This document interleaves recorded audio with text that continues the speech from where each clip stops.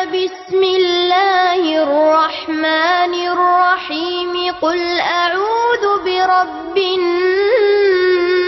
الناس ملك الناس إله الناس من شر الوسواس الخناس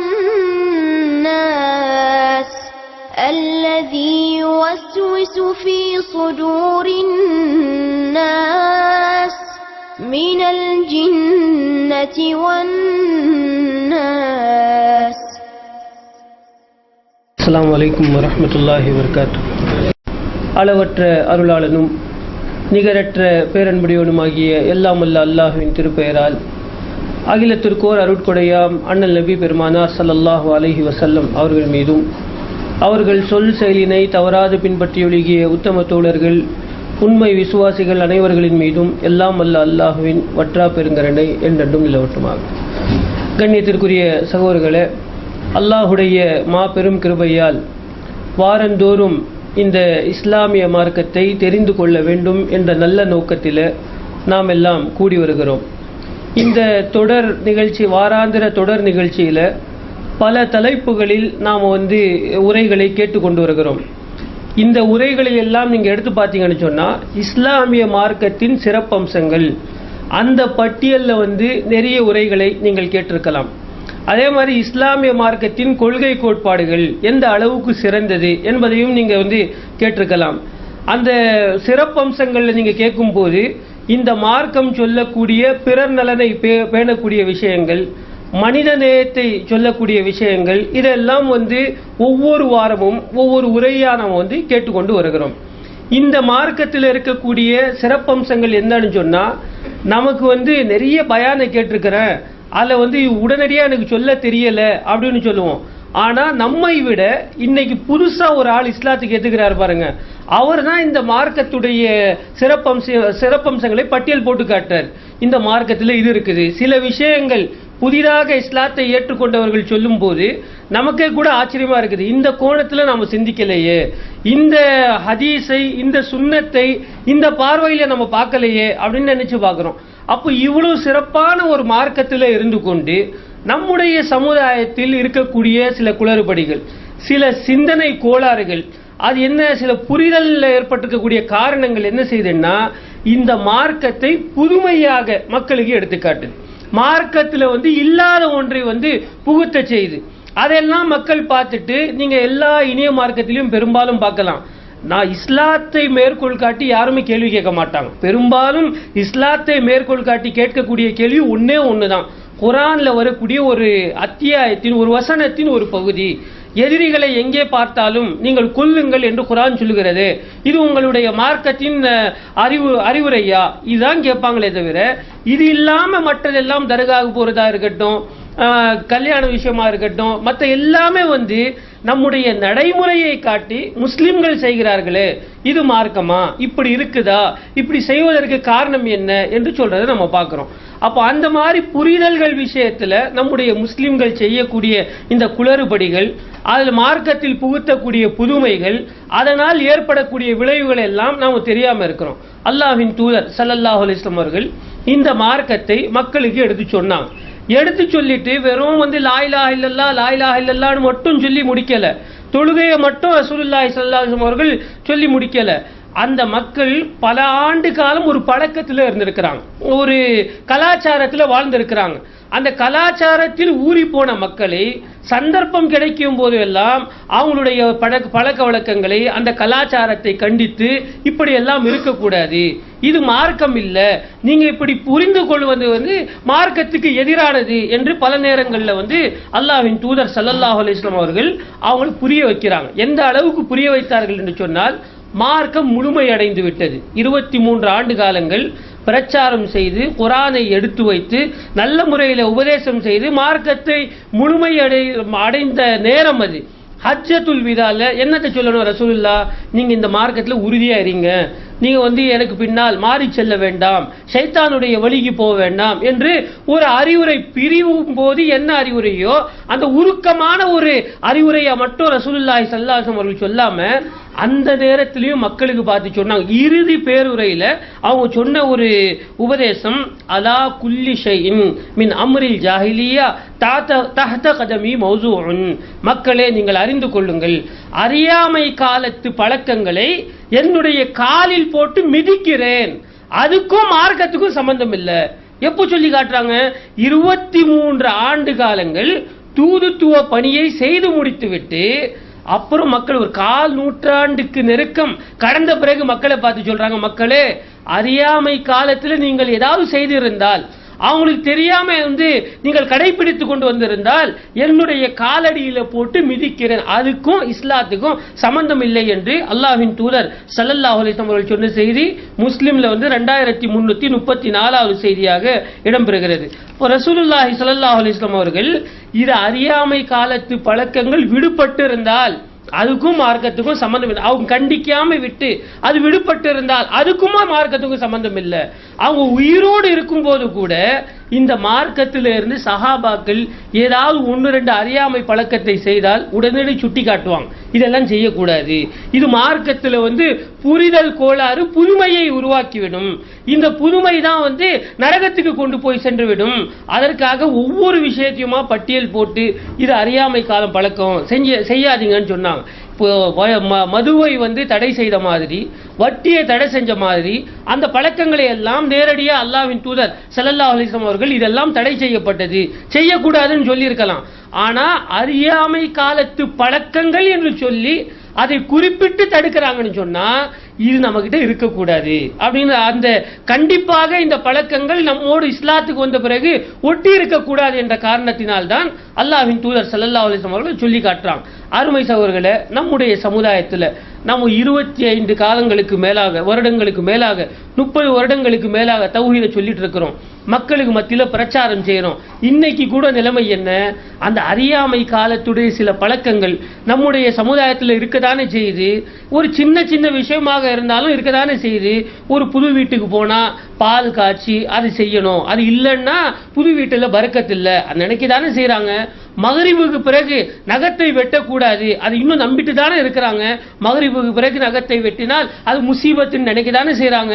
அதே மாதிரி ஆந்தை கத்தினால் அதுக்கு ஒரு முசீபத்து, இந்த இரவுல நாய் கத்தினால் அதுக்கு முசீபத், இப்படி எல்லாம் நினைக்கக்கூடிய ஆண்களும் பெண்களும் இருக்கதான் செய்யறாங்க.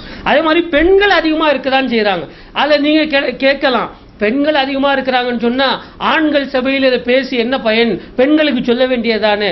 பெண்களுக்கும் சொல்லத்தான் செய்கிறோம். ஏன்னா ஒவ்வொரு மாசத்துல 2 சனிக்கிழமை பரவலா எல்லா சகோதரர்களுக்கும் தெரிஞ்சிருக்கும்னு நினைக்கிறோம்.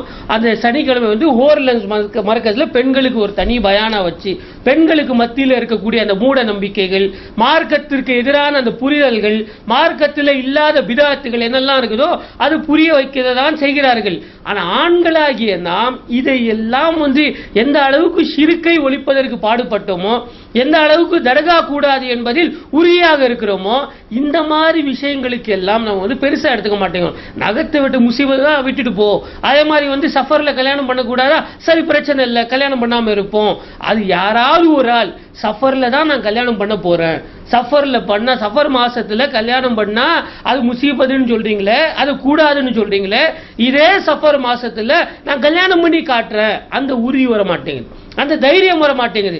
சொல்ல போனால் இந்த சூனியம் ஒப்பந்தம் போட்டாங்களே, அது போடும்போது கூட நாம என்ன நினைக்கிறோம் சொன்னா ஒரு கால் நடந்து விட்டால் அப்படிதான் நினைக்கிறோம். பெரும்பாலான சகோதரர்கள் அது முடியவே முடியாதுங்க, 1 கோடி இல்ல எத்தனை கோடி போட்டாலும் முடியாது அப்படின்னா, ஒரு கால் நடந்து விட்டால், அல்லாஹ் நாடி நடந்து விட்டால், அப்ப அல்லாஹ் நாடி சூரியன் உதிக்கக்கூடிய திசை மாறிவிட்டால் என்று சொல்ற மாதிரி நம்ம அதை சொல்றோம். இது இந்த பழக்கம், இந்த சூனியம் உள்பட ஜோசியம், சூனியம், இந்த மாதிரி மூட நம்பிக்கைகள் எல்லாம் நம்முடைய உள்ளத்துல ரொம்ப இறுக்கமாக இடம் பிடித்து விட்டது, ஆழமாக ஊன்றி விட்டது.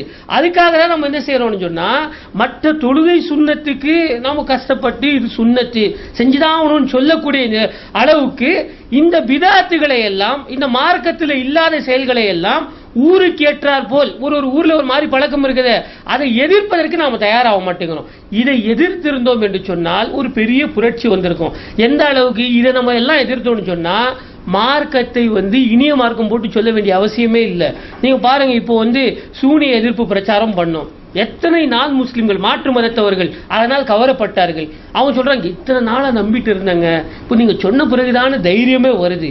அதுக்கு அவங்களுக்கு தைரியம் இல்லைன்னு சொல்லி ஏமாந்து போனது எல்லாம் அவங்கள விரக்தியா நினைச்சு பாக்குறாங்க. இவ்வளவு ஏமாத்திட்டாங்களே, அவங்க நம்பிக்கை இல்லாதவர்கள் உறுதியா சொல்லும் போது சரியா தெரியுதுன்னு சொல்லி மக்கள் இந்த மார்க்கத்தின் பக்கம், இந்த கொள்கையின் பக்கம் திரும்பக்கூடிய ஒரு வாய்ப்பு ஏற்பட்டிருக்கிறது. அப்போ அதை போல நம்முடைய பகுதிகளில், நம்முடைய சமுதாயத்தில் இந்த சஃபர் மாத பீடை உள்பட இருக்கக்கூடிய ஏராளமான மூட நம்பிக்கைகள், ஏராளமான தவறான புரிதல்கள், இதை களைவதற்கு நாம் முயற்சி எடுக்க வேண்டாமா?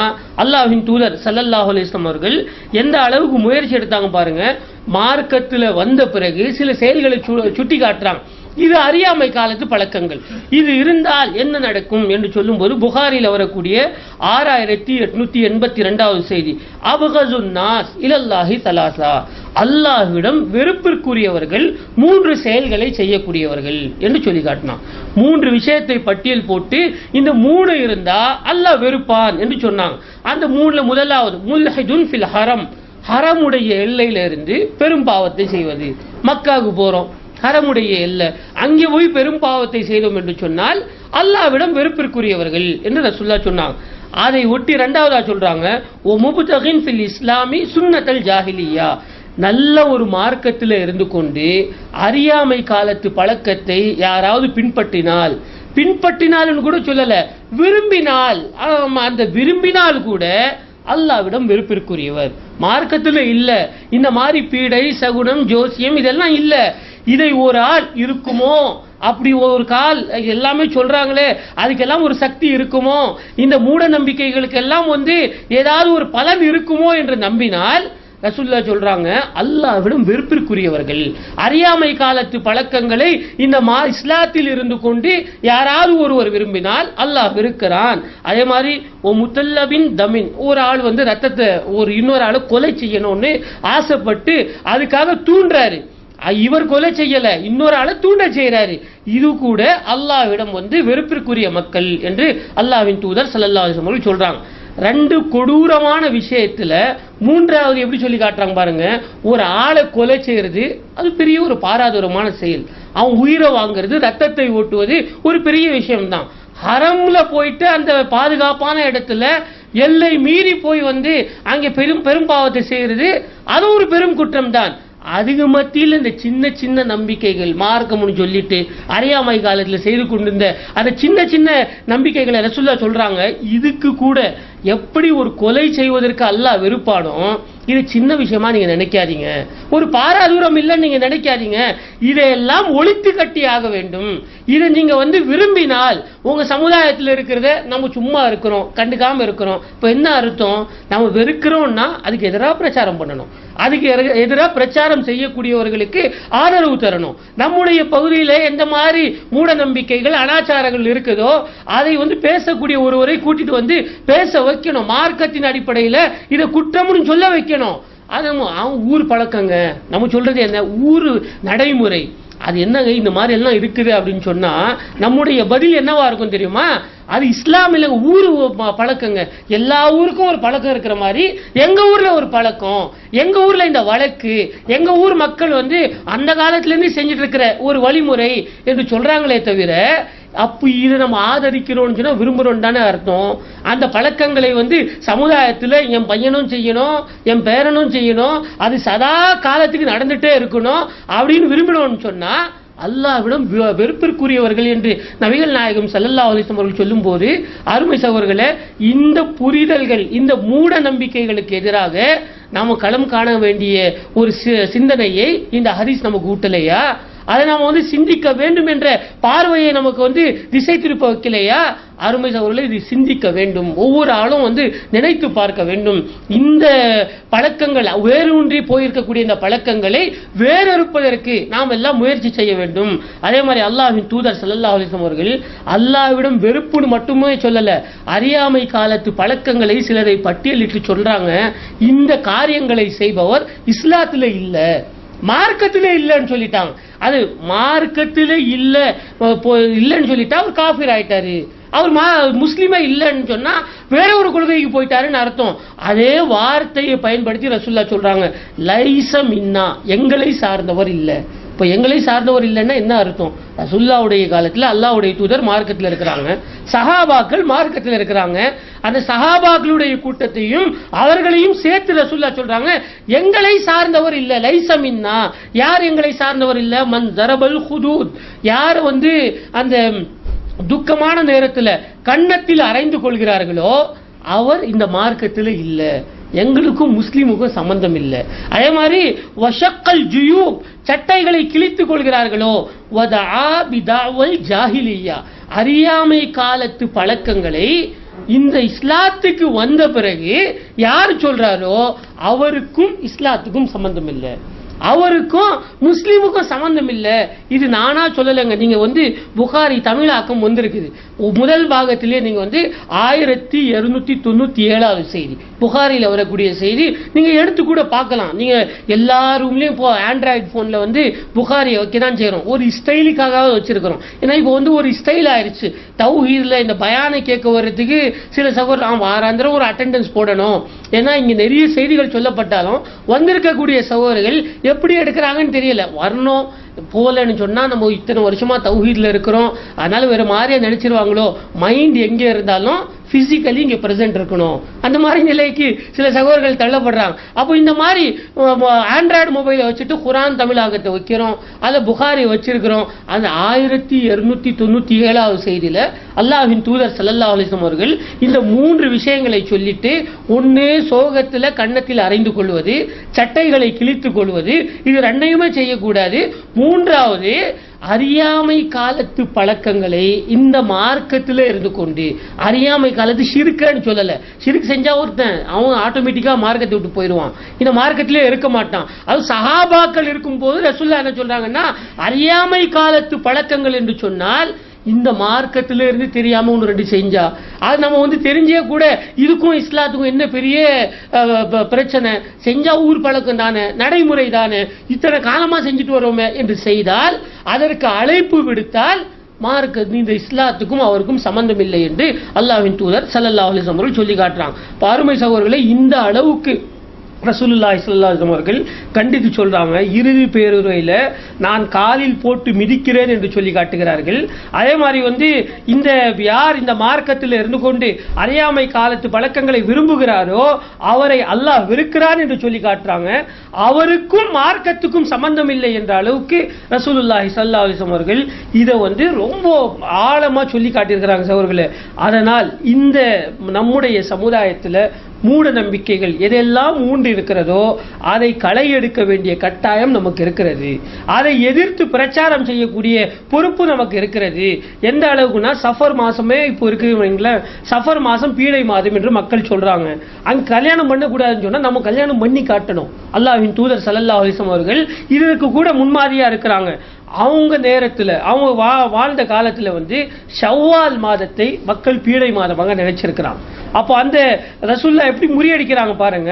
ஷவ்வால் மாதத்தில் கல்யாணம் பண்ணா ஏதாவது ஒன்று நடந்துடுமோ, ஏன்னா கல்யாணம் என்பது, திருமணம் என்பது ஒரு ரொம்ப மைனூட்டான ஒரு விஷயம். வேற வேற அதுக்காக தான் நம்ம கல்யாணத்தை கட்டிப்பார், வீட்டை கட்டிப்பாருன்னு எல்லாம் சொல்லி சொல்றோமே பழமொழியா. ஏன்னா ஒரு வாழ்க்கையில் நடக்கக்கூடிய பல விஷயங்களில் இது ரொம்ப ஒரு மைனூட்டானது, ஒரு சென்சிட்டிவ் மேட்டர் என்பதை நாம் எல்லாம் புரிஞ்சு வச்சிருக்கிறோம். அந்த ஒரு விஷயத்தை கூட ரசூலுல்லாஹ் வந்து நபி ஆன பிறகு ஷவ்வால் மாசத்தை பார்க்குறாங்க. எல்லாமே பீடை மாதமாக நினைக்கும் போது அந்த ஷவ்வால் மாசத்திலேயே அல்லாஹ்வின் தூதர் ஸல்லல்லாஹு அலைஹி வஸல்லம் அவர்கள் கல்யாணம் முடிக்கிறாங்க. ஆயிஷா ரலியல்லாஹு அன்ஹா அவங்க அறிவிக்கக்கூடிய செய்தி முஸ்லிம்ல 2782வது செய்தி, தஸவ்வஜனி ரசூலுல்லாஹி ஸல்லல்லாஹு அலைஹி வஸல்லம் ஃபீ ஷவ்வால், என்னை அல்லாஹ்வின் தூதர் ஸல்லல்லாஹு அலைஹி வஸல்லம் அவர்கள் ஷவ்வாலில் தான் திருமணம் முடித்தார்கள். ஷவ்வால் மாசம் எந்த பீடை மாசம் என்று கருதப்பட்டதோ அதில் தான் கல்யாணம் செஞ்சாங்க. அதே மாதிரி அந்த மாதத்தில் தான் என்னோடு அல்லாஹ்வின் தூதர் ஸல்லல்லாஹு அலைஹி வஸல்லம் அவர்கள் தாம்பத்தியத்தை தொடங்கினார்கள். அந்த அறிவிப்பை அதை சொல்லிட்டு ஆயிஷா சொல்றாங்க, ஃபஅய்யு நிசாயின் ரசூலுல்லாஹி ஸல்லல்லாஹு அலைஹி வஸல்லம் கான உஹத்தி இன்தஹு மின்னி, என்னை விட அல்லாஹ்வின் தூதர் ஸல்லல்லாஹு அலைஹி வஸல்லம் அவர்களிடம் நெருக்கமான பெண்கள் யார்? எத்தனை மனைவிமார்கள் இருந்தாங்க. அத்தனை பேருக்கு மத்தியில அல்லாஹ்வின் தூதர் ஸல்லல்லாஹு அலைஹி வஸல்லம் மனைவிமார்களில் ஆயிஷா ரலியல்லாஹு அன்ஹா அவர்களை மட்டும் ரசூலுல்லாஹ் அதிகமாக நேசித்தார்கள் என்பதை ஆயிஷா அதை ஒண்ணுக்கு ஒண்ணு ஒப்பிட்டு சொல்றாங்க. பீடை மாதம் என்ற கருதப்பட்ட மாதத்தில் கல்யாணமும் நடந்தது, எங்களுக்கு தாம்பத்தியமும் நடந்தது. அந்த மாதத்தில் கல்யாணமான எனக்கு பீடை என்று இல்லையா மக்கள் சொல்லியிருக்கணும், என்னை ரசூலுல்லாஹ் வெறுத்து இல்லையா இருக்கணும். ஆனா என்னை அதிகமாக விரும்பினார்கள், மற்றவர்களை விட அதிகமாக விரும்பினார்கள் என்று சொல்லி காட்டும் போது இந்த கொள்கையில உறுதியாக இருக்கக்கூடிய நாம் இந்த மாதிரி பழக்கத்தை நாம் எதிர்த்து காட்டணும். ஒரு வீட்டை புதுசா போயிட்டோம், பாலை காய்ச்சாம செஞ்சு பார்ப்போம் என்ன நடக்குது, அதை ஒரு சம்பிரதாயம் மாதிரி ஏன் செய்யணும், அதை செஞ்சிட்டோம்னா 4 பேர் நம்மளுக்கு இருக்க மாதிரி பார்ப்பான். அப்புறம் மாறி மாறி என்ன ஆகும்னா அந்த பழக்கம் ஒளிஞ்சிரும். அதே மாதிரி இந்த சஃபர் மாசத்துல நம்ம குடும்பத்துல ஒரு கல்யாணம் செஞ்சு பார்ப்போம் என்னதான் நடக்குது என்ன. அதனால ரசூலுல்லாஹி ஸல்லல்லாஹு அலைஹி வஸல்லம் அவர்கள் இந்த மார்க்கத்தில் இருக்கக்கூடாத விஷயங்களுக்கு நாம எதிர்த்து போராடினோம் என்று சொன்னால் அது ஒரு தனி சவாப் அந்தஸ்து இருக்கிறது. அதை நாம் ஒழிப்பதற்கு நம்மால அந்த காரியம் நடக்குதுன்னு வைங்க, பின்னாடி வரக்கூடிய மக்கள் எல்லாம் அதை விட்டு தவிர்த்து கொள்கிறார்கள் என்று சொன்னால் எல்லா சவாபும் கூலியும் நமக்கு கிடைக்கும். அதனால்தான் சகோதரர்களே, நம்முடைய ஜமாத்துல பிரச்சாரம் மட்டும் எப்பவுமே செய்ய மாட்டோம். எல்லாத்துக்கும் எதிரா சூனியமா எனக்கு செஞ்சு காட்டு, நாங்க நம்பலன்னு சொல்லாதோடு நிக்காம எனக்கு செஞ்சு காட்டுன்னு சொல்றது என்ன காரணம்? எதை பேசுறோமோ அதை செயல்படுத்தணும், செஞ்சு காட்டி. இப்போ ஜோசியமா எனக்கு செய், இதுக்கு நடக்கலன்னு சொன்னா இந்த பரிசா தரும் சொல்றது இந்த மக்கள்கிட்ட இருக்கக்கூடிய அந்த நம்பிக்கை ஒளியணும். ஏன்னா இவ்வளவு பெரிய அமௌண்ட்டை பார்த்து ஒருத்த ஆசைக்கு வந்தா கூட அவனால செய்ய முடியாது, மார்க்கத்தில் இல்லாது. அல்லாஹ்வின் தூதர் ஸல்லல்லாஹு அலைஹி வஸல்லம் அவர்கள் அந்த மன வலிமையை பெற்றிருந்தார்கள். மக்கள் எல்லாம் சேர்ந்து வெறுக்கக்கூடிய அந்த மாசத்துல அவங்க அந்த மாதிரி நினைக்கல, ஒன்னும் பீடை இல்லை, அதுல எந்த ஒரு பிரச்சனையுமே இல்லைன்னு சொல்லி ரசூலுல்லாஹி ஸல்லல்லாஹு அலைஹி வஸல்லம் அவர்கள் எந்த மன தைரியத்தோடு இறங்கினார்களோ அதை போல் நாம இருக்க வேண்டும் என்பதற்கு அல்லாஹ்வின் தூதர் ஸல்லல்லாஹு அலைஹி வஸல்லம் அவர்கள் ஆதாரமா இருக்கிறாங்க. அருமை சகோதரர்களே, ரசூலுல்லாஹி ஸல்லல்லாஹு அலைஹி வஸல்லம் அவர்கள் ஒரு பெரிய விஷயத்துக்கு மட்டுமில்ல, சாதாரண விஷயங்களை கூட அந்த காலத்தில் இருக்கக்கூடிய புரிதல்கள், தவறான புரிதல்கள், அந்த புதுமைகளை எல்லாம் நேரம் கிடைக்கும் போது எல்லாம் அதை கண்டித்து இருக்கிறார்கள். எந்த அளவு கண்டித்தார்கள் பாருங்க. ஹஜ்ஜுக்கு அந்த சமுதாயம் போனாங்க, ரசூலுல்லாஹ்வுடைய காலத்திலே ஹஜ் இருந்தது. எப்படி போவாங்க? காபாவை வலம் வருவதை அல்லாஹ் சொல்லும் போது ஒமா கான ஸலாத்துஹும் இன்தல் பைத்தி இல்லா முகாஅன் வ தஸ்லியா, அந்த முஷ்ரிக்கீன்களுடைய வணக்கம் காபாவில் எப்படி இருக்கும்னு சொன்னா, ஹஜ்ஜுக்கு போனா கையை தட்டுவாங்க, விசில் அடிப்பாங்க, இதான் உங்களுடைய வணக்கம். இல்லைன்னா நிர்வாணமாக காபாவை வலம் வருவார்கள். இது அவர்களுடைய பழக்கமா இருந்துச்சு. இந்த மார்க்கம் வந்த பிறகு கையை தட்டுறதெல்லாம் வணக்கம் இல்லை, ஹஜ்ஜுக்குன்னு கடமை, அந்த இருக்கக்கூடிய விஷயங்கள் எல்லாம் ரசூலுல்லாஹ் சொல்லி காட்டினாங்க. விசில் அடிக்கிறது நம்முடைய மார்க்கத்துடைய கலாச்சாரம் இல்லை, அது நம்ம செய்யக்கூடாது, அதுக்கு பதிலாக தல்பியாவை சொல்லணும், அல்லாஹ்வை புகழணும், இதெல்லாம் ரசூலுல்லாஹ் சொல்லி காட்டுறாங்க. அவன் எந்த அளவு துணியை போடணும், எஹ்ராம் எப்படி இருக்கணும், இதெல்லாம் சொல்லி காட்டிட்டு ஒரு சின்ன புரிதல், தவறான புரிதல் அந்த சஹாபாக்களுக்கு மத்தியில் இருக்குது. அன்சாருடைய தோழர்கள் என்ன செய்வாங்கன்னா, எஹ்ராம் கட்டிவிட்டால் அல்லது ஹஜ் செஞ்சுட்டு வீட்டுக்கு திரும்ப வரும்போது அவங்ககிட்ட இருந்த ஒரு வலுவான நம்பிக்கை என்னன்னு சொன்னா, கானத்தில் அன்சார் இஸா ஹஜ்ஜு ஃபஜாஅலம் யதுகுலு மின் கப்லி அப்வாபி புயூதிஹிம், அவங்க அன்சார்கள் மதீனால இருந்த அன்சாரி தோழர்கள் ஹஜ்ஜுக்கு போயிட்டு வீட்டுக்கு வந்தாங்கன்னு சொன்னா அந்த வீட்டுடைய முன்பகுதியின் பக்கம் வரமாட்டார்கள்.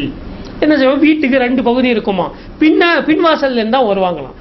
அந்த அல்லாஹ்வுக்கு செஞ்சுட்டு வந்தா அவ்வளவு பெரிய ஒரு இபாதத்தை செய்து விட்டு அது முன்பக்கம் வந்தால் ஒரு நம்பிக்கை இருந்து வரக்கூடாது, பின்பக்கம் தான் வரணும். ஒரு காரணம் இல்லாத ஒரு நம்பிக்கை, ஒரு தவறான புரிதல், அவங்க பின்வாசல் வழியாக வராங்க. யாராவது ஒரு அன்சார் என்ன செய்யறாருன்னா, ரஜுலும் மினல் அன்சார் ஃபதகல மின் கிபலி பாபிஹி, ஒருவர் மீறி என்ன செய்யறாருன்னா முன்வாசல் வழியா வந்துட்டார். வழக்கம் என்ன, பின்வாசல் வழியா தான் ஹஜ்ஜுக்கு போயிட்டு வரணும்னு. இவர் ஹஜ்ஜை செஞ்சுட்டு என்ன செய்யறாருன்னா முன் வாசல் வழியா வந்துட்டாரு. வந்த உடனே மக்கள் எல்லாம் ஒரு பார்வையா பார்க்க ஆரம்பிச்சுட்டாங்க. என்னடா பழக்கத்துக்கு மாறா இவர் செய்யறாரு, எப்ப நம்ம எல்லாம் இத்தனை வருஷமா செஞ்சுட்டு வரோம், அதை மீறி இவர் செய்யறாரு என்று சொல்லும் போது அல்லாஹ் தஆலா 2வது அத்தியாயத்தின் 189வது வசனத்தை இறக்கினான்.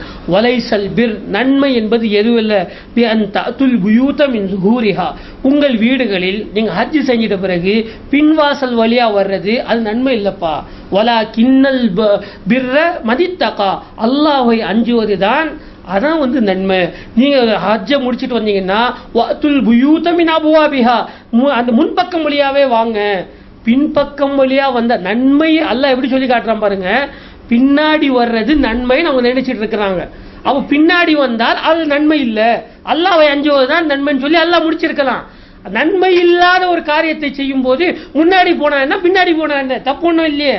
ஆனா அல்லாஹ் என்ன சொல்லி காட்டுறான், அது நன்மை இல்லை என்று சொன்னாலும் காலம் காலமாக ஊறி போன பழக்கம் என்பதற்காக வஅத்துல் புயூத மின் அப்வாபிஹா, நீங்கள் ஹஜ்ஜை முடிச்சிட்டு வரும்போது முன் வாசல் வழியா தான் வாங்க, பின்வாசல் வழியா வராதீங்கன்ற அல்லாஹ் தஆலா.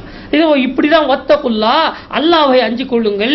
எப்படி தொழுகை மற்ற சட்டங்களை சொல்லும் போது அல்லாஹ்வை அஞ்சிக் கொள்ளுங்கள் என்று அல்லாஹ் சொல்றானோ, இந்த ஒரு சின்ன மேற்று அல்லாஹ் சொல்லிட்டு அல்லாஹ்வை அஞ்சிக் கொள்ளுங்கள் லஅல்லகும் துஃப்லிஹூன், நீங்கள் வெற்றி அடைவீர்கள்.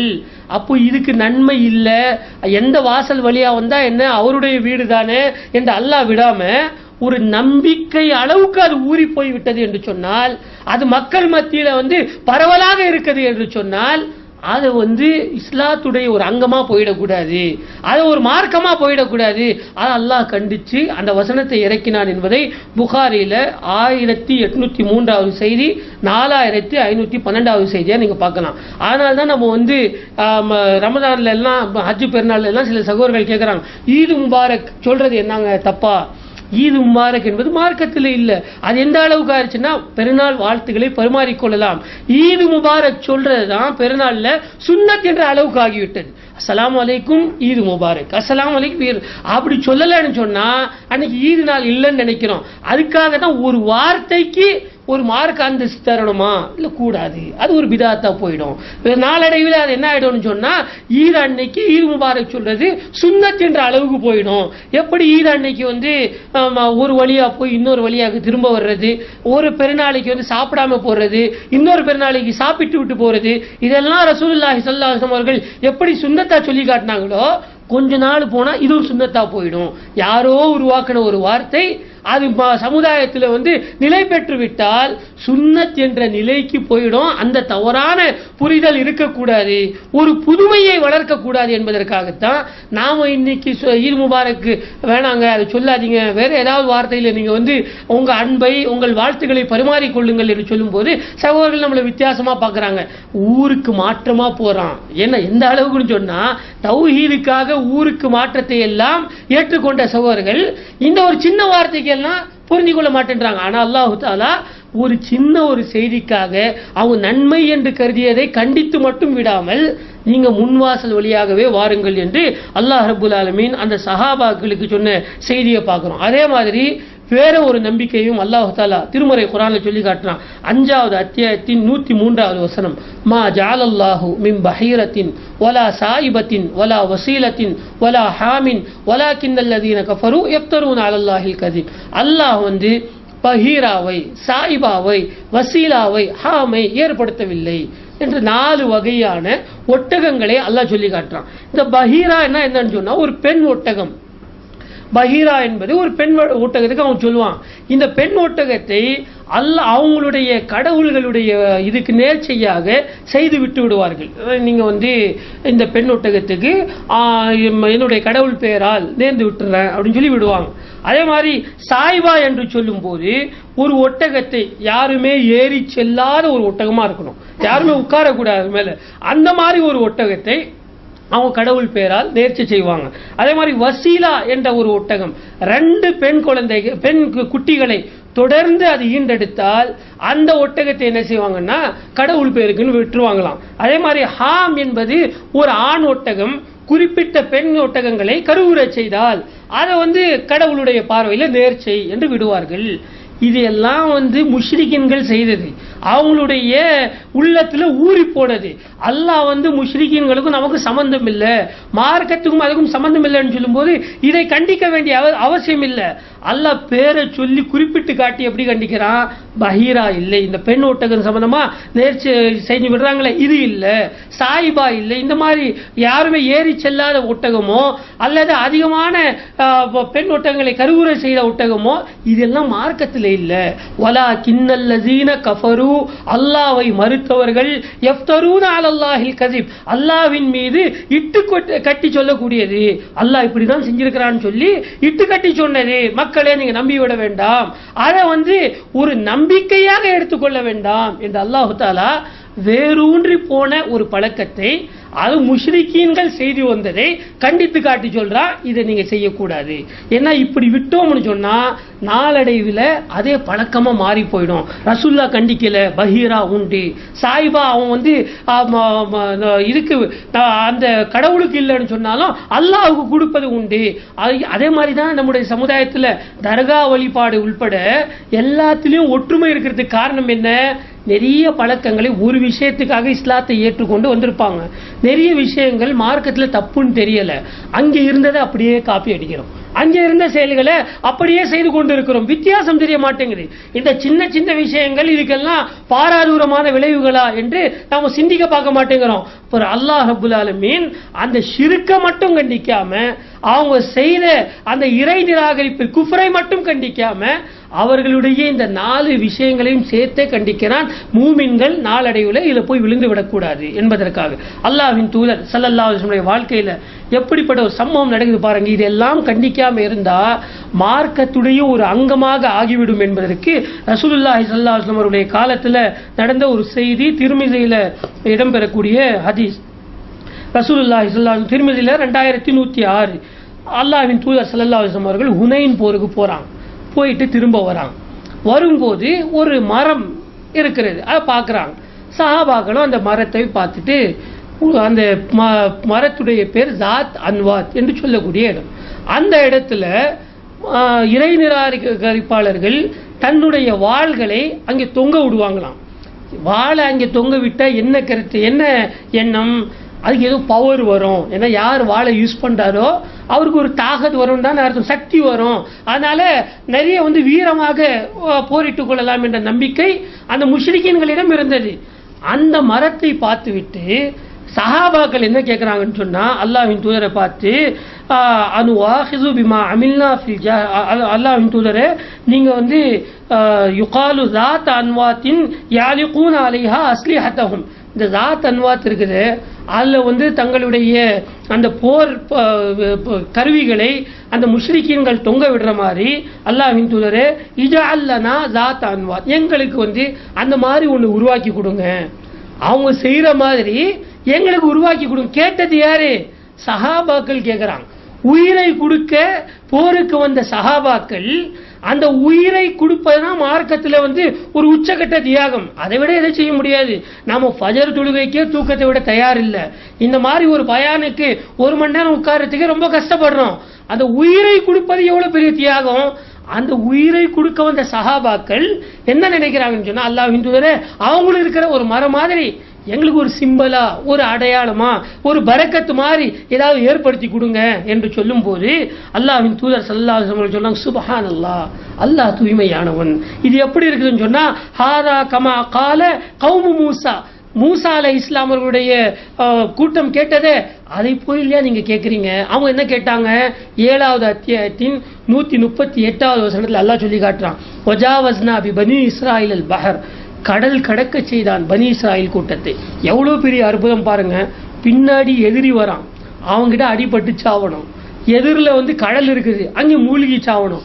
மரணம் மட்டும் தெரியக்கூடிய அந்த நேரத்தில் மூசா அலைஹிஸ்ஸலாமுடைய சமுதாயம் நம்பிக்கை கொண்டோர் கேட்டாங்க, இன்னால முதுரக்கூன், மூசாவே நாங்கள் பிடிபட்டு விட்டோம் என்று சொன்ன அந்த நேரத்தில் அல்லாஹ் ரப்புல் ஆலமீன் இவர்களை கடல் கடக்க செய்தான். கடல்ல ஒரு தடையை ஏற்படுத்துவது அது முடியாத காரியம். தண்ணியை நாம தடை போட்டு நிறுத்த வைக்க முடியாது. எவ்வளவு பெரிய டேமா இருந்தாலும் ஒரு லிமிட் தான், அதுக்கு மேல தண்ணியை திறந்து விட்டுருவாங்க. அப்போ எதை தடை போட முடியாதோ அதை அல்லாஹ்வுத்தாலா அப்படியே நிறுத்த வச்சு, எப்படி நிறுத்த வைக்கிறான்? அவனுடைய ஆற்றலால் ஒரே ஒரு அடிதான் அடிக்கிற அசாவை வைத்து அல்லாஹ் நிக்க வச்சான். கடல் கடந்து வந்து அந்த ஒரு பாதையை அல்லாஹ் ஏற்படுத்தி, யாருக்கு? முஸ்லிம்களுக்கு மட்டும், அந்த நம்பிக்கை கொண்ட அந்த மூமின்களுக்கு மட்டும் ஒரு பாதையை வகுத்து கொடுத்த ரப்புல் ஆலமீன் அவங்க கண்ணு முன்னாடியே பார்க்கறாங்க. ஃபிரௌனும் அவனுடைய கூட்டமும் வந்து அழிஞ்சு போகுது. ஃபிரௌனே அந்த நேரத்தில் சொல்றான், அந்த அத்தாட்சியை பார்த்து யார் தன்னை இறைவன் என்று சொல்லிக் கொண்டானோ அந்த அத்தாட்சியை பார்த்து மரணத்தை சுவைக்கக்கூடிய நேரத்தில் அவன் சொன்னா, மூசாவே நான் உன்னுடைய இறைவனை ஏற்றுக்கொள்கிறேன், நான் முஸ்லிமா மாறிடுறேன் அப்படின்னு சொன்னா அல்லாஹ் திரும்ப ஆன் இப்போ நீ முஸ்லிமா ஏத்துக்கிற இந்த மார்க்கத்தை ஏற்றுக்கொள்கிறாய், அசைத கபுலு குந்த மினல் முஃப்சிதீன், இதுக்கு முன்னாடி மாறு செய்து குழப்பம் விளைவிக்கக்கூடிய கூட்டத்தில் இருக்கலையா என்று அல்லாஹ் அந்த ஃபிரௌனை கண்டித்து மூமின்களை அந்த கடல் கடக்க செய்து ஒரு பெரிய அற்புதத்தை பார்த்து ஈமானில் உறுதியா இருக்க வேண்டிய அந்த கூட்டம் என்ன செய்யறாங்கன்னு சொன்னா, கடந்து வந்த உடனே ஒரு கூட்டத்தை பாக்குறாங்க, எதையோ வச்சு வணங்கிட்டு இருக்கிறாங்க. வணங்கிட்டு இருக்கும் போது அதை கேட்டாங்க, இஜா அல்லனா இலாஹன், மூசாவை எங்களுக்கு ஒரு கடவுளை ஏற்படுத்தி கொடுங்க. அல்லாஹ் தான் கடவுள்னு சொல்லி நம்பி வந்த ஒரு கூட்டம், இவ்வளவு பெரிய அத்தாட்சியை நம்பிய கூட்டம், இஜா அல்லனா இலாஹன் கமாலஹும் ஆலிஹா, அவர்களுக்கு இருக்கிற மாதிரி எங்களுக்கு ஒரு கடவுளை ஏற்படுத்தி கொடுங்கன்னு கேட்கும் போது மூசா திரும்ப சொல்றார், கால இன்னக்கும் கௌமுன் தஜ்ஹலூன், முட்டாள் கூட்டமா இருக்கிறீங்களே, சிந்திக்காத ஒரு கூட்டமா இருக்கிறீங்களே, இவ்வளவு பெரிய அத்தாட்சியை பார்த்த பிறகும் இந்த கடவுள்களை கேட்கிறீங்களா? அகைரல்லாஹி அபகீக்கும் இலாஹா, அல்லாஹ் இல்லாம இன்னொரு ஒரு கடவுள் உங்களுக்கு தேவையா? வஹுவ ஃபத்தலக்கும் அலல் ஆலமீன், இந்த உலகத்தாரிலேயே உங்களை அல்லாஹ் சிறப்பித்திருக்கும் போது இன்னொரு கடவுள் வேணும்னு நீங்க நினைக்கிறீங்களாப்பா? இவ்வளவு அறிவுபூர்வமான ஒரு காட்சியை பார்த்துவிட்டு அது நேரடியா பார்த்துங்க, சொர்க்கம் நரகம் மாதிரி மறைவான விஷயம் இல்ல, உலகத்துல அவ்வளவு பெரிய அத்தாட்சியை கண்கூடா பாக்குறாங்க. டெக்னாலஜி காலத்திலையும் பார்க்கல, டெக்னாலஜி இல்லாத ஒரு காலத்துல பார்க்கும்போது எவ்வளவு உறுதியா நம்பி இருக்கணும். அவங்க கேட்ட மாதிரி ரசூலுல்லாஹ் சொல்றாங்க, என்னுடைய தோழர்களே, மக்கால அடிபட்டு மிதிப்பட்டு ஹிஜ்ரத்தை செஞ்சுட்டு எல்லாத்தையும் துறந்து வந்து மதீனாவுக்கு வந்து இங்க கஷ்டப்பட்டு போர்களை சந்திக்கக்கூடிய அந்த சஹாபாக்கள் இப்படி கேட்டா ரசூலுல்லாஹ்க்கு வேற வார்த்தை இல்லை, ஆச்சரியமா சுப்ஹானல்லாஹ், அல்லாஹ் தூய்மையானவன், இப்படிப்பட்ட ஒரு மார்க்கத்தில் இருந்து கொண்டு என்னுடைய தோழர்களுக்கு இப்படி ஒரு சிந்தனை வருது, ஷைத்தான் இப்படி உருவாக்குறானே, இந்த சின்ன விஷயங்கள் எல்லாம் இப்படி வருமா என்று ரசூலுல்லாஹ் வந்து ரொம்ப ஆச்சரியமா சுப்ஹானல்லாஹ், வேற வார்த்தையே சொல்லல, பாராதவருமான விஷயம் என்றெல்லாம் சொல்லாம அல்லாஹ் தூய்மையானவன். மூசாவுடைய சமுதாயம் சொன்ன மாதிரி இல்லையா இது இருக்குது? அவங்க இந்த மாதிரி தானே சொன்னாங்க. குர்ஆன் பதிவு செய்த அந்த ஆயத்தை கூட ரசூலுல்லாஹ் ஓதி காட்டிட்டு இறுதியாக ஒரு எச்சரிக்கையும் சொல்லிட்டு போனாங்க, மக்களே நீங்கள் வந்து இதை உள்ளத்துல ஆழமா பதிய வைக்கணும். வல்லதி நப்சி பியதிஹி, என்னுடைய உயிர் எவனுடைய கைவசம் இருக்கிற அந்த அல்லாஹ்வின் மீது ஆணையாக, லதர்க உன்ன சுன்னத்தம் மின் கான கபலிக்கும், நீங்கள் முன் சென்ற சமுதாயத்துடைய வழியை அப்படியே பின்பற்றுவீர்கள். மூசா அலைஹிஸ்ஸலாமுடைய சமுதாயம் கேட்ட மாதிரி நீங்கள் கேட்டீங்க, எனக்கு பின்னாடி வந்த மக்களும் இப்படித்தான் இருப்பாங்க, முன் சென்ற சமுதாயத்தை பின்பற்றுவார்கள் என்று அல்லாஹ்வின் தூதர் ஸல்லல்லாஹு அலைஹி வஸல்லம் அவர்கள் சொல்லி காட்டுறாங்க. பாருமை சகோதரர்களே, அந்த நிலைமை வந்திருக்குதா இல்லையா?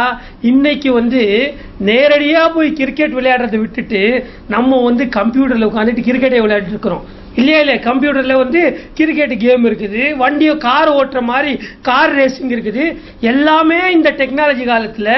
இன்னைக்கும் கிளி ஜோசியம் பாக்குறவங்க இருக்கிறானா இல்லையா? எவ்வளவு அறிவு கொடுத்துருக்கான் பாருங்க கிளிக்கு நம்மளை விட அறிவு டெக்னாலஜி எல்லாமே தெரிஞ்சு அதை பார்த்து சொன்னா சரி காண்றது. பால் கிதாபை நம்புறவங்க இன்னைக்கும் இருக்கிறாங்களா இல்லையா? ஜோசியத்தை நம்புறவங்க இருக்கிறாங்களா இல்லையா? கல்யாணத்துக்கு நல்ல நாள் கெட்ட நாள் பார்க்கக்கூடியவர்கள் இருக்கதானே செய்யறாங்க. இப்போ இவ்வளவு டெக்னாலஜி வளர்ந்த பிறகும் அந்த மூசா அலைஹிஸ்ஸலாமுடைய சமுதாயம் எந்த அத்தாட்சியை பார்த்த பிறகு கூட அல்லாஹ்வின் தூதர் ஸல்லல்லாஹு அலைஹி வஸல்லம் அந்த சஹாபாக்கள் அவங்க கூட இருந்து இவ்வளவு எல்லாம் அதிசயத்தை கண்ட பிறகு கூட அந்த மக்கள் கேட்ட மாதிரி நீங்களும் கேட்பீர்கள், அந்த நிலை வரும் என்று சொன்னார்களே சகோதரர்களே, அதை வந்து நம்முடைய உள்ளத்துல இடத்தை தரக்கூடாது. அல்லாஹ்வின் தூதர் ஸல்லல்லாஹு அலைஹி வஸல்லம் அவர்கள் கண்டித்த அளவுக்கு நாமளும் அதை கண்டிக்கணும், அதுக்கு முன்மாதிரியா இருக்கணும் என்பதை இந்த செய்திகள் எல்லாம் எடுத்து காட்டுது. சஹாபாக்கள் இந்த மாதிரி விஷயத்துல ரொம்ப கண்ணும் கருத்துமா இருந்திருக்கிறாங்க. எந்த ஒரு நம்பிக்கையும் சமுதாயத்துல வலுப்பெறக்கூடாது, அது சின்னதா இருந்தாலும் சரி பெரியதா இருந்தாலும் சரி மக்களுக்கு எடுத்து காட்டுவாங்க. ரசூலுல்லாஹி ஸல்லல்லாஹு அலைஹி வஸல்லம் உடைய மனைவிமார்களில் ஒருவர் உம்மு ஹபீபா ரலியல்லாஹு அன்ஹா. இவருடைய தந்தை அபூ சுஃபியான். இவர் ஆரம்பத்தில் இஸ்லாத்தை ஏற்காமல் பின்னாடி இஸ்லாத்தை ஏற்றுக்கிட்டாரு. இவர் சிரியால போய் ஷாம்ல டமாஸ்கஸ்ல மரணிக்கிறார். அவருடைய மரண செய்தி மகளாருக்கு உம்மு ஹபீபா ரலியல்லாஹு அன்ஹா அவர்களுக்கு தெரிவிக்கப்படுகிறது. அவங்க மதீனால இருக்கிறாங்க, இறந்ததோ அவர் ஷாம்ல. அவங்க இறந்து 3வது நாளைக்கு என்ன செய்யறாங்கன்னா உம்மு ஹபீபா ரலியல்லாஹு அன்ஹா அந்த வாசனை திரவியங்களை எடுத்து பூசிக்கிறாங்க. கன்னத்திலையும் தன்னுடைய ஆடைகளிலும் பூசிக்கொண்டார்கள். பூசிக்கொண்டு சொன்னாங்க, இது எனக்கு தேவை இல்லை, இன்னி குந்து லா அபகி, இது எனக்கு அவசியம் இல்லாதது. இன்னைக்கு அத்தரை பூசணும், இன்னைக்கு வாசனை திரவியங்களை பயன்படுத்தி கொள்ள வேண்டும் என்ற அவசியம் எனக்கு இல்லை. எதுக்கு பூசிக்கொண்டேன் என்று சொன்னால், லா யஹில்லு லிஇம்ராத்தின் துமினு பில்லாஹி வல் யௌமில் ஆகிர், அல்லாஹ்வையும் மறுமை நாளையும் நம்பக்கூடிய ஒரு பெண்மணிக்கு இது ஹலால் இல்லை என்று ரசூலுல்லாஹ் சொன்னாங்க. எது ஹலால் இல்லை?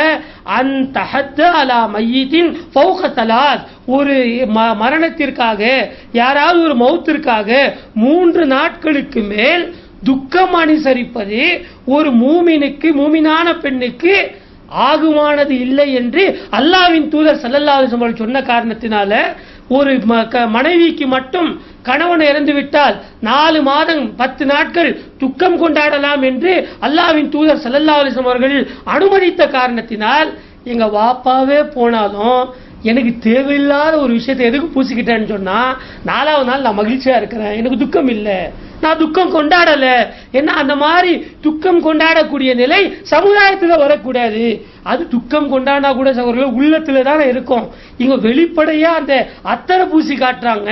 இப்படிப்பட்ட ஒரு நிலையும் சமுதாயத்துல வேறுன்றக்கூடாது, ஒரு நம்பிக்கை வரக்கூடாது.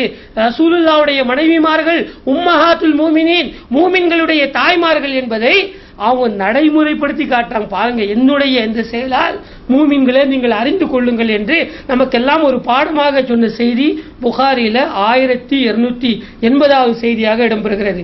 ஆகவே சகோதரர்களே, இந்த மாதிரி முன்மாதிரி தான் நாம இருக்கணும். இப்படிப்பட்ட விஷயங்களை சமுதாயத்தில் போட்டு உடைக்கணும். இல்ல இதுக்கெல்லாம் ஒரு பெரிய விளைவுகள் இல்லை என்பதை சொல்லணும்.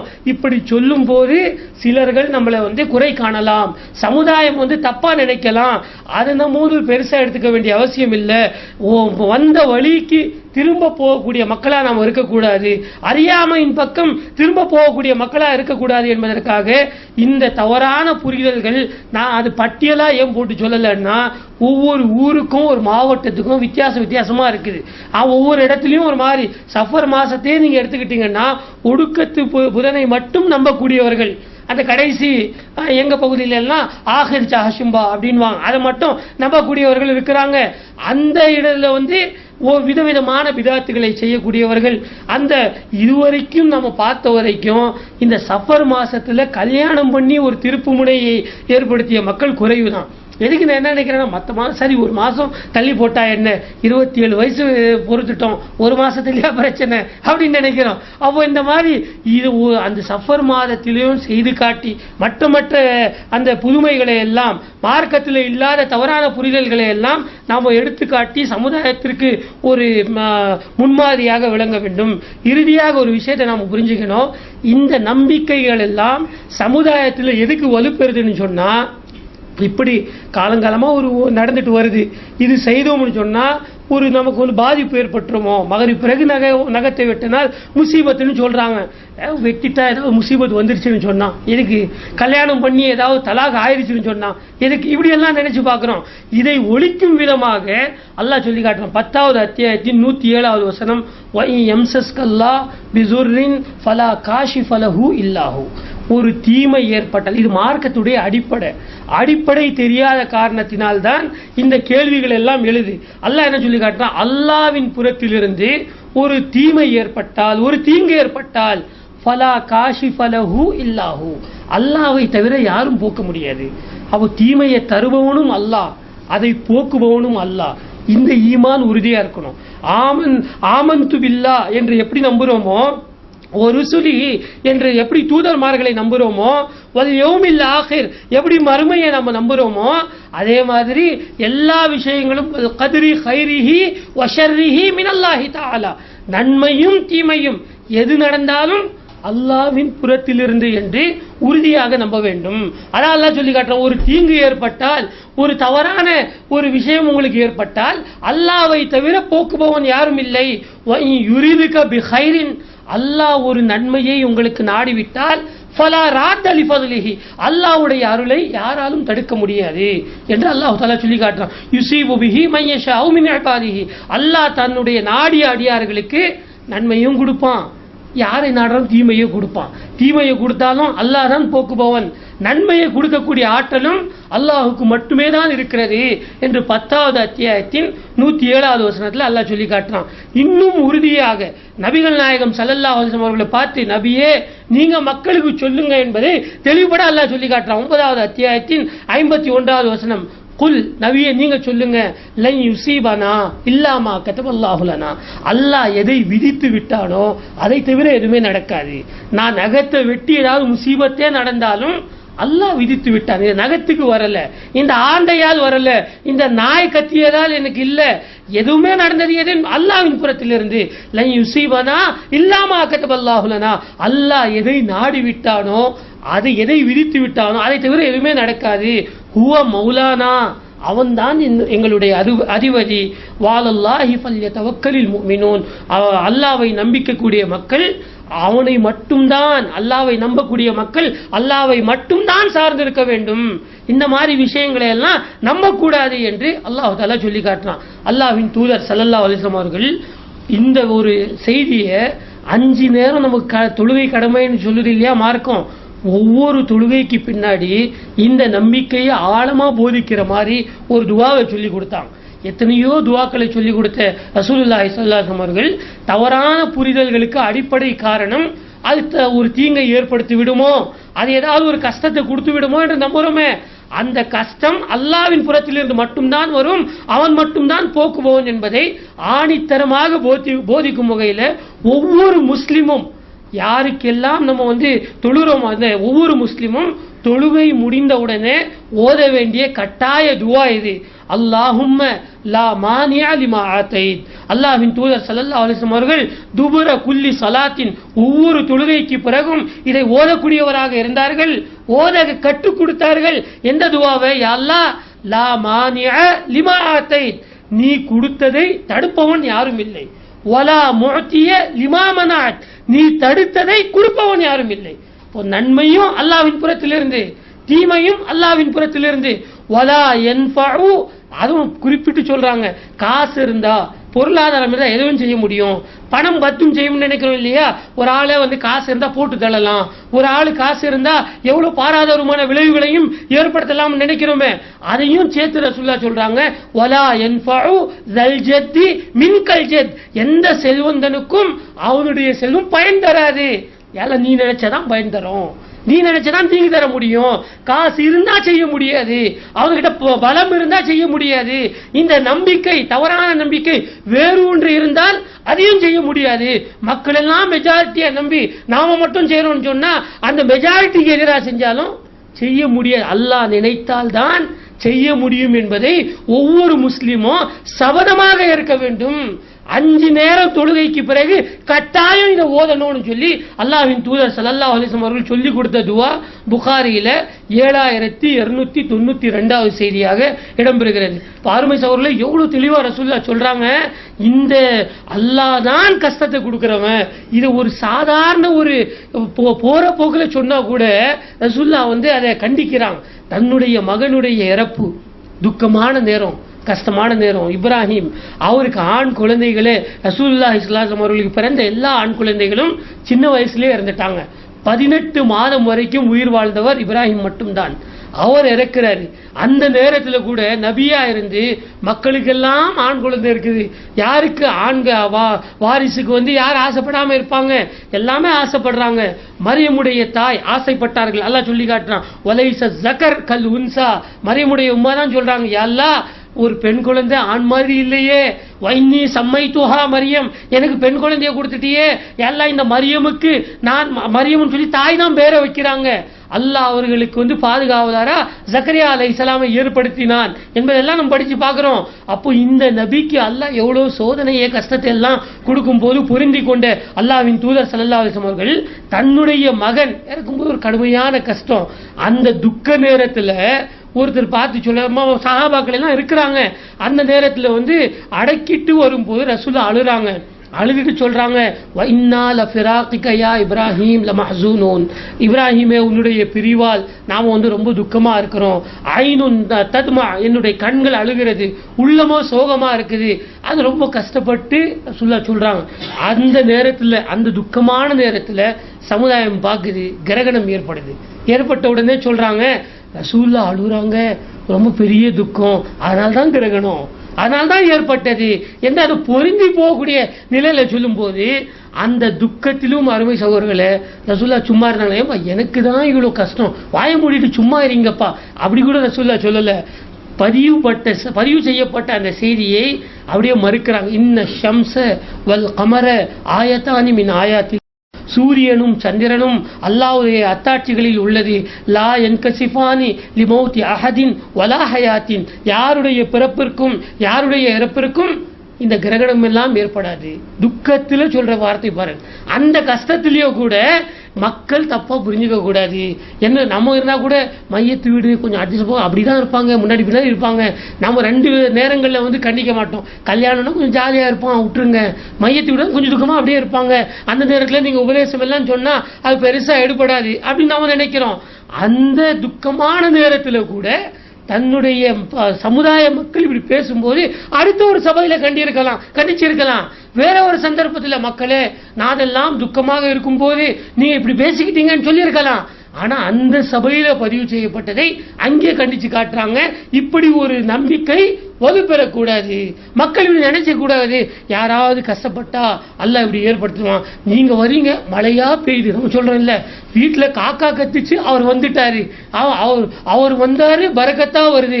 எந்த அளவுக்குன்னா சில இடங்கள் எல்லாம் துகான் ஒரு மக்கான் கி ஹைரோ பர்கத் கேலியான்னு ஒட்டி வச்சிருக்கிறான். நம்ம தமிழ் மக்கள் உருதுல ஒட்டி இருக்கிற வாங்கி ஒட்டி இருக்கிறான். ஏன்னா கடைகள் வீடுகளுடைய பரக்கத்திற்காக அலிஃப் லாம் மீம் சுவாத் ஐன் சீன் காஃப் அதான் எழுதி இருக்கும். இந்த வார்த்தைக்கெல்லாம் குர்ஆனுடைய வார்த்தைகள் தான். என்ன அர்த்தம்? அலிஃப் லாம் மீம் ஐன் சீன் காஃப் காஃப் இல்ல, இதெல்லாம் ஹுரூஃபுல் முகத்தாத் என்று சொல்வார்கள். இது தனித்தனி வார்த்தை எழுத்துக்கள் ஒன்னா சேர்ந்து பொருள் செய்ய முடியாது. உலகத்தில் யாராலுமே பொருள் செய்ய முடியாத எழுத்துக்கள். அல்லாஹ் அந்த மொழியுடைய ஸ்டைலுக்காக அப்படி வச்சிருக்கிறான். இந்த எழுத்துக்களை வச்சுட்டு துகான் மக்கான் கி ஹைரோ பர்கத் கீழே நம்ம ஆடாத பார்த்துட்டு ஐயோ யாரோ ஒரு கொடுத்தாரு, அது அரபி தானங்க எழுதியிருக்கு, குரான் தானங்க எழுதியிருக்கு அப்படி ஒட்டுறோம். அப்ப ரசூலுல்லாஹ் சொன்னது, ரசூலுல்லாஹ் என்னுடைய சஹாபாக்கள் தானே சொன்னாங்க, மூமினா தானே இருக்கிறாங்க. இந்த மூமினாக இருக்கிறனால ஒரு பெரிய பாராத ஒரு விஷயம் சொல்லலையே, பின்னாடி கூட கண்டிச்சிருக்கலாம். அந்த சபையிலேயே அல்லாஹ்வின் தூதர் ஸல்லல்லாஹு அலைஹி வஸல்லம் கண்டிச்சு காட்டுறாங்க.